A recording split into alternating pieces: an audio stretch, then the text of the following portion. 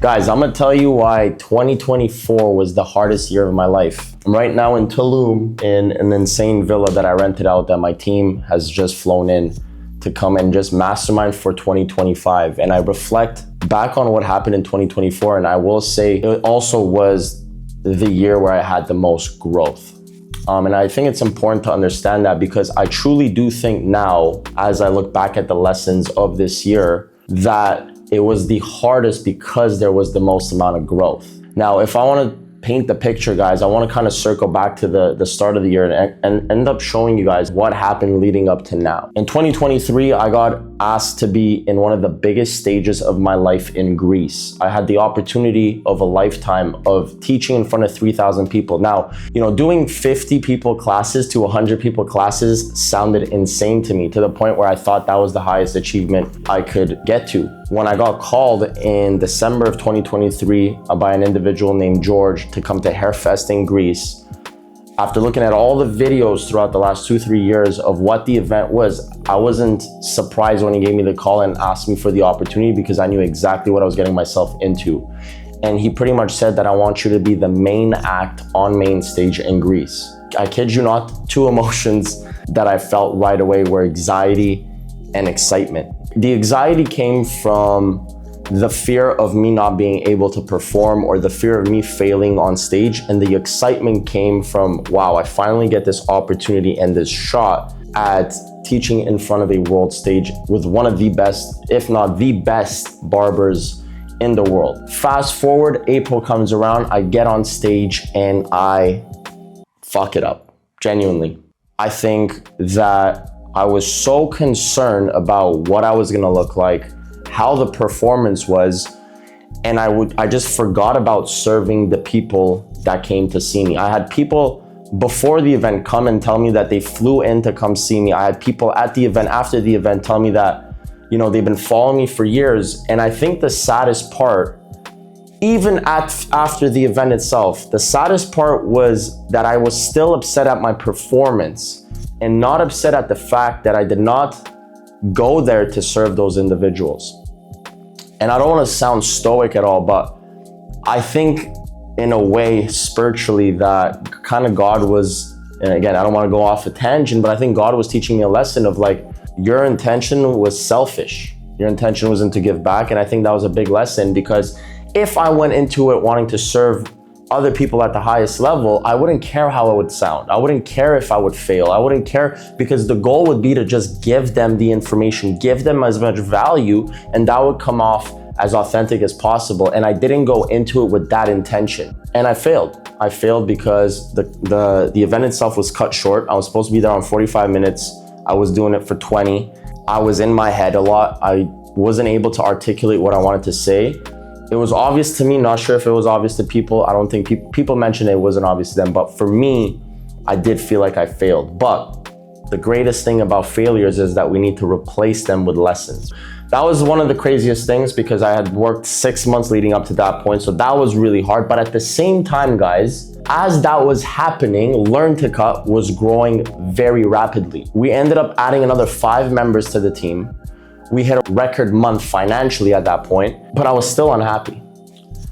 I was hitting numbers, making money that I never thought I'd be making in my life, but at the same time, and impacting a lot of people as well. I will say, like, we ended up adding about maybe like another 100 to 200 members at this point. We were about 300 to 400 members in April, and we were impacting lives. People were coming up to us being like, dude, I was a father of 4. Now I get to, take care of my kids. And even though that was all good, I was still so worried about what happened in Greece, and I was extremely, extremely unhappy and depressed. I still cared about the performance. I was so worried about how I looked rather than how I could serve. So I was going and dealing with a lot of this, right? I was seeing a lot of success from the business side of things, but I wasn't happy with myself and my performance. I wasn't happy with what was happening internally. Luckily though, I will say that I had, and I'm still very grateful for, an incredible team around me. And I had Henry supporting me through that entire journey. I had really good people next to me. And I think if I look back, I would say the thing that I'm most grateful for is that I made the right hires. And I knew that for a fact after that situation happened, because they didn't come from a place of dude, you're a leader and you're failing us. It came from a place of like, dude, yeah, sure, maybe you failed, but this is something, well, we're all failing together, and we're here to support you because we all need to win together. So you need to be better so we could all keep growing. So this isn't like you lost, we lost. We feel all the same things you feel. And that alone made me realize like, fuck man, this isn't about me and I have to serve my team. So that's when I had to change. I felt like now I had a big responsibility, I had a bigger team, I had more people joining the business, so I had to make sure that the impact I was leaving was at the highest standard. So I doubled down on myself. I hired a personal trainer, hired a sleep coach, hired a productivity coach. I started investing a fuck ton of money in myself because I knew that to be in the position that I needed to be in and to serve the people at the highest level, I needed to invest in myself in all aspects of my life. And I always preach this, is that a lot of people in the barbering industry, that guys, this is just the vehicle we choose. Barbering is the vehicle you choose. All of you guys, if you self-develop like I did, you could plug me into whatever business, I still would succeed because the principles still stay the same. And what I did was when I started self-developing, I started becoming a better leader. And now the company itself, the organization, the standard is at the highest level, right? Like everyone now is just wanting to work out, wanting to eat better, wanting to sleep better, wanting to perform better. And that only comes from the top. So I say this because now being in the position I am, a couple months later, we hit another record month, right? We had 2 record months as I was self-developing. But what was still happening was I still was unhappy. Through those record months, we ended up also seeing some failures. I say this because this is the honest truth, guys. Like there's a lot of days where I feel like I'm not productive enough. This was still something I still struggle with. And I think I'm realizing as I keep going through this journey of life that I don't think these feelings they're gonna leave me. I think I'm constantly gonna feel this way. I think the voices will just not be as loud as they were in the past. And the voices are, you're not good enough, you're not productive enough, you're not doing enough, you need to be better, you suck, you're a failure, you're embarrassing, people hate you. All these thoughts come in my head. And those voices were quite loud throughout the beginning to middle of the year and even to the end. And I'm saying this because at the end of the day, guys, even for me and the people that I surround myself with that are in a position that I want to be in, people that are making $100 million a year, people that are, way more famous, quote unquote, have more followers and bigger brand presence than me, they still struggle with this. They still feel like they don't know what the fuck they're doing. They still every day feel like they're not as productive. But what is gonna change and what is gonna make you better is what I've done within the last 6 years is regardless of how the fuck you feel, you still need to show up. And you have to understand that the highest, the most fulfilling thing you could do is be selfless, because your job and your duty is to become the best version of yourself to give that version back to the world. So my job and my duty is that I fucking love that I have a responsibility. I have a mission that I need to serve my team because it's my duty to make sure they live the best life. And I think that is the most fulfilling thing, which is the saying of like, the journey is the most important thing, not the destination. It's very difficult to be present and just be grateful that as hard as the journey is, you're doing it sometimes with people you love, or you're learning and you're struggling, and you have to accept the fact that that is the best part, because eventually you're just gonna get better at the game. And it's like a video game. When the game becomes easy to play, it becomes boring, it becomes redundant, it becomes repetitive. And challenges are needed for us to feel there's growth. So guys, I don't wanna tell you this ooh la la bullshit and then you watch this video, you're motivated, you're inspired, and then you go back to your day-to-day and you forget about this video and then life just goes on. I think it's very, very important. That's what I always preach to my team, and this is what I wanna preach to you guys. It's good to be motivated, it's very important, but you need to have an actionable step behind it. My call to action to you guys is I want everyone in here that's listening, whether it's fucking 2 people or 1,000 people, I don't give a shit. I want you guys to be sleeping in at 9 p.m. I think that's very important. And if not 9, let's say you sleep in at 10, at least make sure at 8 to 9 p.m., no more phone. So make sure you get everything done before, like if you're posting, make sure you get that done before you start going on your phone. Now, another one is read 1 book a month. A very good one for mental is David Goggins. Obviously, I'm sure some of you guys know David Goggins, Can't Hurt Me. For business leaders, extremely important, Extreme Ownership by Jocko Willings. And then for habits will be Atomic Habits. For the men specifically, this is almost should be your Bible, in my opinion. Insanely good book.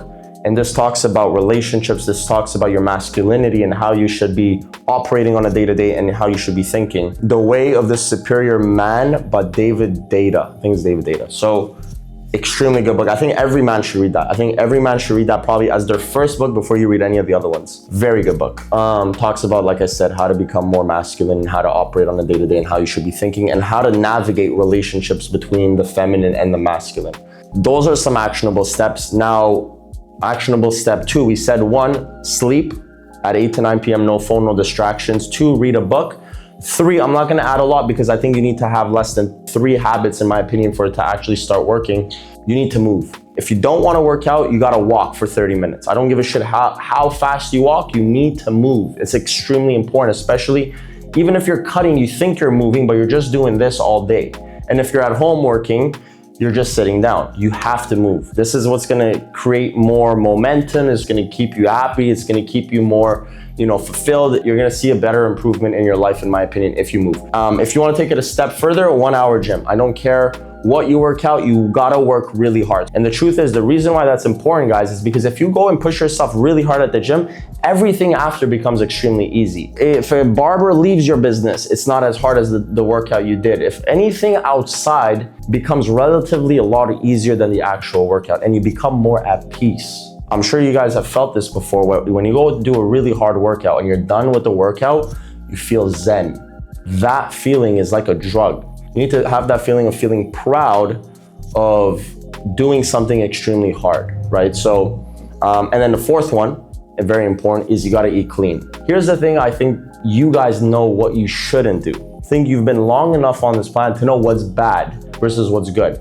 And start slowly building better habits so you can just remove these in your life. And I promise you, based off experience, guys, I used to love eating snacks, eating late, all these things I knew were bad for me, I still did it. You guys will feel 1,000 times better if you start working out, start eating better, reading books, just applying better habits in your life. You will see a massive improvement, not only financially, but in your personal lives, in your relationships, and all other aspects of your life. That should be the plan going into the new year. Okay, guys, so if you enjoyed this video, do me a massive favor. Obviously, I'm growing this thing, I'm learning. I wanna really build this community within YouTube. Just send me a message. Personally, you can send me a message on Instagram or drop a comment in this video. Let me know what you guys wanna see more of. I am so open to feedback. I'll do whatever it takes to give back value. As I said, one of the biggest and most important pillars in my life is how to serve and serving people at the highest level. So if you guys want something that I haven't already done, please let me know. I'll fucking do it, and I'll do it with 1,000% effort. And I just wanna say, if you've stayed all the way throughout the end of this video, I appreciate you. Thank you so much for watching me. Thank you so much for supporting me, and I'll catch you guys in the next one. Hopefully there'll be another one before the end of the year. Johnny, right? Potentially? Great, amazing. But yeah, guys, appreciate it, and I'll catch you guys on the next one. Peace.